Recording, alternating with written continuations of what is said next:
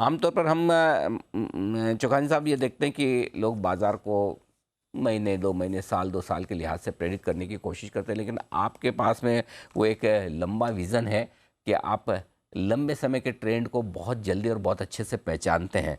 मैं वहीं से शुरुआत करना चाहता हूँ क्योंकि इस दिवाली पर सबसे पहला और बड़ा सवाल जो आता दिख रहा है, स्पेशली वो पिछले 3-4 सालों में जो नए निवेशक आए हैं, उन्हें ये लग रहा है कि बुल मार्केट शायद ख़त्म हो गया है। हम मंदी के बाज़ार में जा रहे हैं, जो कुछ भी हमने पिछले 2-4 महीनों में हाइज देखे हैं वो वापस बनने में कई कई साल लग जाए। क्या वाकई में इस इंडिया के बड़े बुल मार्केट पे क्वेश्चन मार्क है?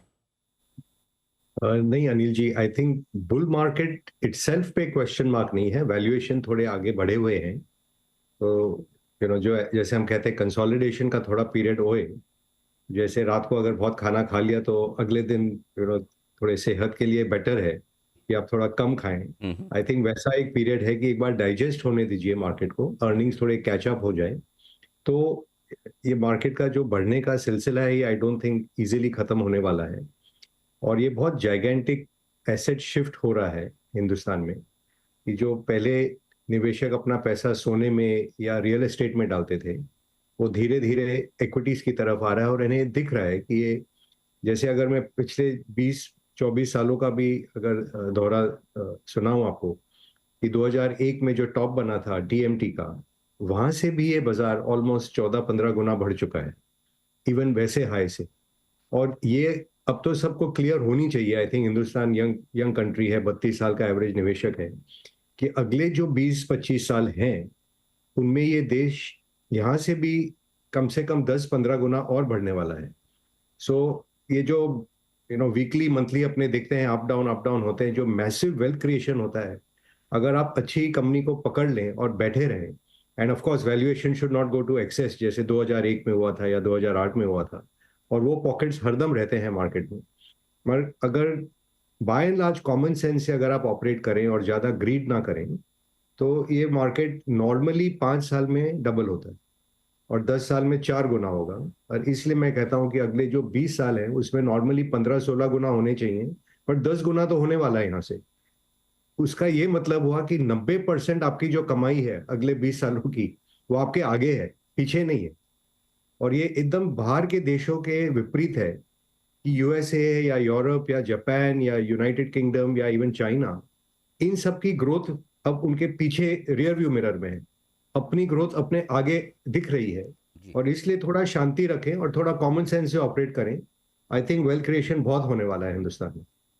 बात आपने कही कि अगले 20 सालों में अगर 10 गुना भी हो जाए, मिनिमम 15-16 गुना छोड़कर, तब भी आपके लिए कितनी बड़ी वेल्थ बन सकती है। तो जो लोग थोड़े से 8-10% के करेक्शन के इंडेक्स में जो हुए हैं या फिर स्टॉक्स में थोड़े ज़्यादा भी हुए होंगे, हिले हुए हैं, क्या सलाह होगी उनके लिए? बिल्कुल बने रहें, डटे रहें, टिके रहें और नया पैसा भी लगाएं?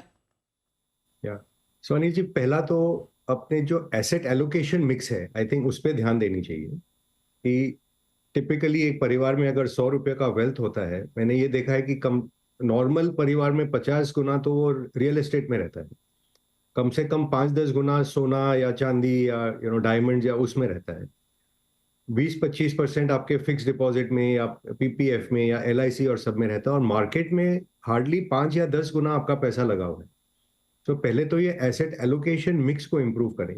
एंड इट इज नॉट कि आपको कल का कल लगना है या अगले साल में पूरा लगा देना है, बट ये ओवर टाइम जो एसेट मिक्स शिफ्ट करना है कि ये देश में अल्टीमेटली वेल्थ बिजनेस से बनता है, ना कि आप कोई जमीन का टुकड़ा लेके बैठ जाए। उस जमीन के टुकड़े पे भी जब कोई बिजनेस आता है, कोई मकान बनाता है या कोई फैक्ट्री बनाता है या कोई ऑफिस बनाता है, तब उस जमीन की कीमत होती है। नहीं तो नॉर्मल लैंड में कोई आपको कीमत नहीं मिलने वाली। तो इंस्टेड ऑफ वो जमीन, आप जो वैल्यू ऐड उस लैंड पे कर रहा है वो बिजनेस को ही अगर आप खरीद लें तो उसमें आपका फायदा होने वाला ही है। तो अगर नंबर 1 एसेट एलोकेशन ठीक कर लें, नंबर 2 जो इक्विटीज में अपने पैसे डालते हैं, पिछले 4 सालों में जो अनप्रेसिडेंटेड बूम हुआ है छोटे कंपनियों में, वो नॉर्मल जो एसेट एलोकेशन होता है कि 70% स्टेबल कंपनियों में लगाएं और 20-30% डिस्कवरी वाले छोटे कंपनियों में लगाएं। वो रेशियो परफॉर्मेंस के वजह से टिल्ट हो गया है कि एवरेज, जो मेरे भी काफी रिश्तेदार आते हैं, मैं देखता हूं कि उनके पोर्टफोलियो में अब 70-80% छोटे शेयर हो गए हैं और 20% से कम बड़े शेयर हो गए हैं।